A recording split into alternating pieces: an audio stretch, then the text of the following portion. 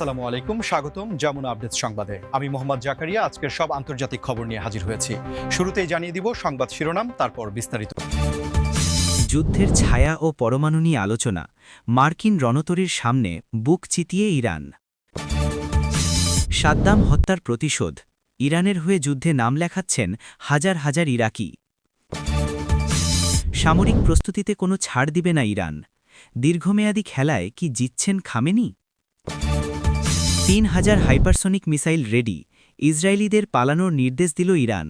Trump নেতানিয়াহুর ঘুম হারাম। মাঠে নেমে পড়েছে ইরানি দানব, আমেরিকা টেরও পাবে না কি ছুটে আসছে। আসসালামু আলাইকুম, স্বাগতম জানাচ্ছি যমুনা আপডেটস সংবাদে। আমি মোহাম্মদ জাকারিয়া। এতক্ষণ শুনছিলেন সংবাদ শিরোনাম, এবার বিস্তারিত। ইরান ও মার্কিন যুক্তরাষ্ট্রের মধ্যকার উত্তেজনা এখন এক নতুন চূড়ায় পৌঁছেছে বলে মনে করছেন আন্তর্জাতিক বিশ্লেষকরা।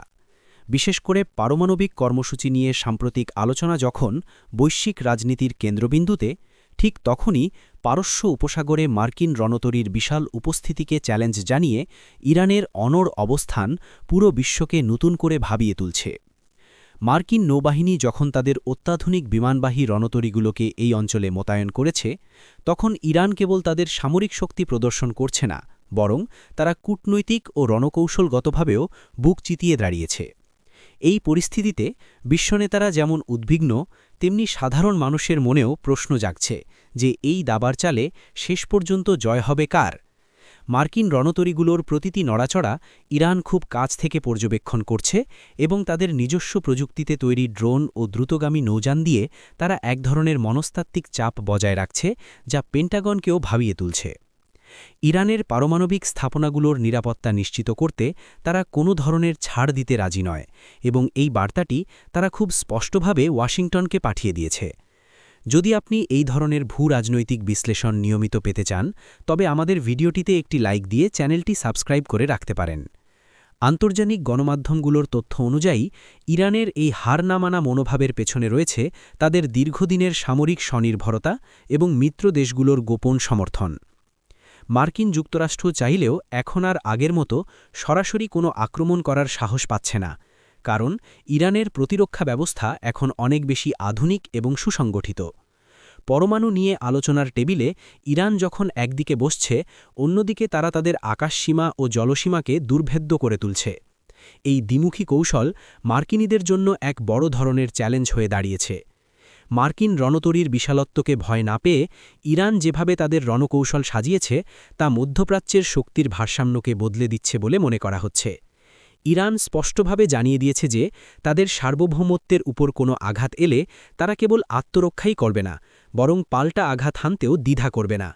এই উত্তপ্ত পরিস্থিতিতে কূটনৈতিক সমাধানের পথ ক্রমেই সংকুচিত হয়ে আসছে এবং সামরিক শক্তির মহড়া এখন নিয়মিত ঘটনায় পরিণত হয়েছে। ইরান তাদের ক্ষেপণাস্ত্র সক্ষমতা ও নৌবাহিনীর শক্তিকে এমনভাবে প্রদর্শন করছে, যা এই অঞ্চলে মার্কিন আধিপত্যকে সরাসরি চ্যালেঞ্জ জানাচ্ছে। সাদ্দাম হোসেনের অবসান এবং পরবর্তী সময়ে ইরাকের রাজনৈতিক প্রেক্ষাপট যেভাবে পরিবর্তিত হয়েছে, তাতে ইরান ও ইরাকের সম্পর্কের সমীকরণ সম্পূর্ণ বদলে গেছে এবং এখন দেখা যাচ্ছে যে সাদ্দাম হত্যার এক ধরনের পরোক্ষ প্রতিশোধ নিতে হাজার হাজার ইরাকি নাগরিক ইরানের পক্ষে যুদ্ধে নাম লেখাতে শুরু করেছেন। এই ঘটনাটি মধ্যপ্রাচ্যের রাজনীতিতে এক নতুন মাত্রা যোগ করেছে, কারণ এক সময়ের ঘোর শত্রু রাষ্ট্র দুটি এখন কৌশলগতভাবে একে অপরের পরম মিত্রে পরিণত হয়েছে।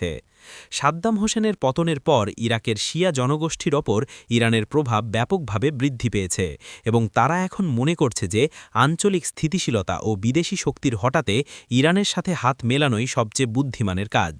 ইরাকের বিভিন্ন শহর থেকে তরুণ ও অভিজ্ঞ যোদ্ধারা স্বেচ্ছাসেবক হিসেবে ইরানের ছায়াতলে একতাবদ্ধ হচ্ছে এবং তারা একে এক ধরনের পবিত্র দায়িত্ব হিসেবে গ্রহণ করছে।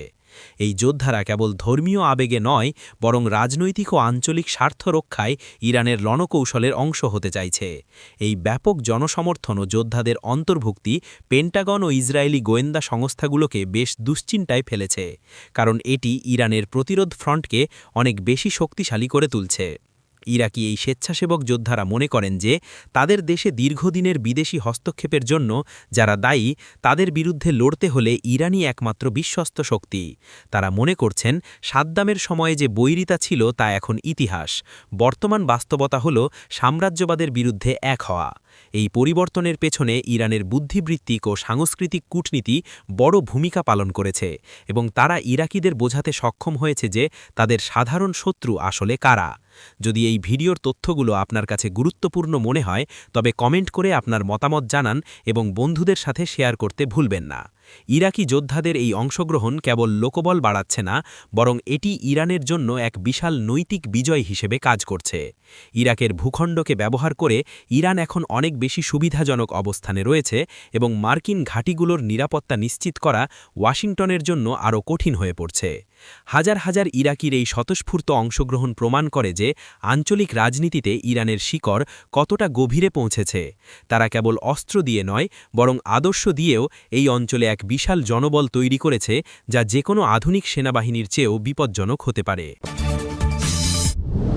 ইরানের সর্বোচ্চ নেতা আয়াতুল্লাহ আলী খামেনেইর দীর্ঘমেয়াদী পরিকল্পনা এবং সামরিক প্রস্তুতির ধরন দেখে এটা স্পষ্ট যে তারা কোনো অবস্থাতেই শত্রুর কাছে মাথা নত করবে না এবং এই সামরিক প্রস্তুতির ক্ষেত্রে তারা কোনো ধরনের ছাড় দিতে রাজি নয়। দীর্ঘ সময় ধরে অর্থনৈতিক নিষেধাজ্ঞা ও আন্তর্জাতিক চাপের মুখে থেকেও ইরান যেভাবে তাদের সামরিক অবকাঠামো গড়ে তুলেছে তা অনেক সামরিক বিশেষজ্ঞকেই অবাক করে দিয়েছে। খামিনি বিশ্বাস করেন যে স্থায়ী শান্তি বজায় রাখতে হলে সামরিকভাবে স্বনির্ভর হওয়া এবং শত্রুর মনে ত্রাস সৃষ্টি করা অপরিহার্য। এই দীর্ঘমেয়াদী খেলায় ইরান কেবল তাৎক্ষণিক কোনো যুদ্ধের কথা ভাবছে না, বরং তারা আগামী কয়েক দশকের নিরাপত্তা নিশ্চিত করার লক্ষ্যে কাজ করছে। ইরানের প্রতিরক্ষা বাজেটের বড় অংশ ব্যয় হচ্ছে দেশীয় প্রযুক্তিতে অত্যাধুনিক অস্ত্রশস্ত্র তৈরির কাজে এবং তারা এখন আর বিদেশি সাহায্যের ওপর নির্ভরশীল নয়। ড্রোনের প্রযুক্তিতে ইরান এখন বিশ্বের প্রথম সারির দেশগুলোর একটি এবং তাদের এই ড্রোনগুলো বিশ্বের বিভিন্ন প্রান্তে নিজেদের কার্যকারিতা প্রমাণ করেছে। সামরিক প্রস্তুতির এই অটল মনোভাব ইসরায়েল ও আমেরিকার জন্য এক বড় উদ্বেগের কারণ হয়ে দাঁড়িয়েছে। ইরানের সামরিক ভাণ্ডারে এখন ৩,০০০-এর বেশি হাইপারসনিক মিসাইল যুদ্ধের জন্য পুরোপুরি প্রস্তুত রয়েছে বলে যে গুঞ্জন শোনা যাচ্ছে তা ইসরায়েল ও মার্কিন গোয়েন্দা সংস্থাগুলোর মধ্যে রীতিমতো আতঙ্ক সৃষ্টি করেছে।